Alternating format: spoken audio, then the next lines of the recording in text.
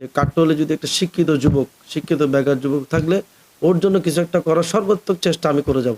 কিন্তু জিয়া রহমানের আদর্শে রাজনীতি করি, বিএনপি করি, সাথে আমার আব্বার আদর্শে আমরা রাজনীতি করি।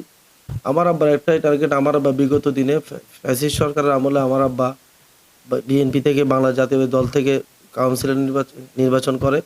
তখন ওই মুহূর্তে আমার আব্বা অনেক নির্যাতিত, বিকজ বলের সাথে আমার আব্বা ইলেকশন করছে। জনগণ আমার আব্বাকে স্বতঃস্ফূর্ত ভালোবাসে।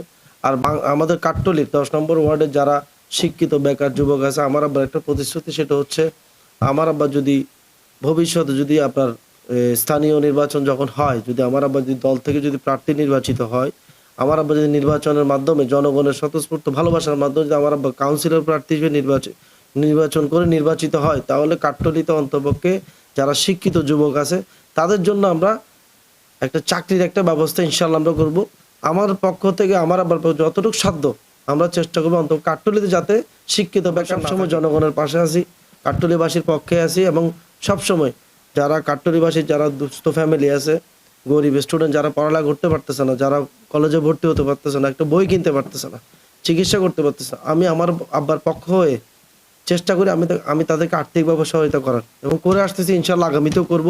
যদি আল্লাহ, আসলে ক্ষমতার মালিক হচ্ছে আল্লাহ, ক্ষমতা যদি আল্লাহ পাক রাব্বুল যে আমার আব্বার যদি ক্ষমতার ওই চেয়ারটা যদি আমার আব্বাকে যদি উনি দেয়, তাহলে ইনশাল্লাহ কাট্টলিতে অন্তপক্ষে সবার সাথে একটা সৌহার্দ্যপূর্ণ সম্পর্ক থাকবে, এবং এই সম্পর্ক ইনশাল্লাহ মৃত্যুর আগ পর্যন্ত ধরে রাখবো ইনশাল্লাহ।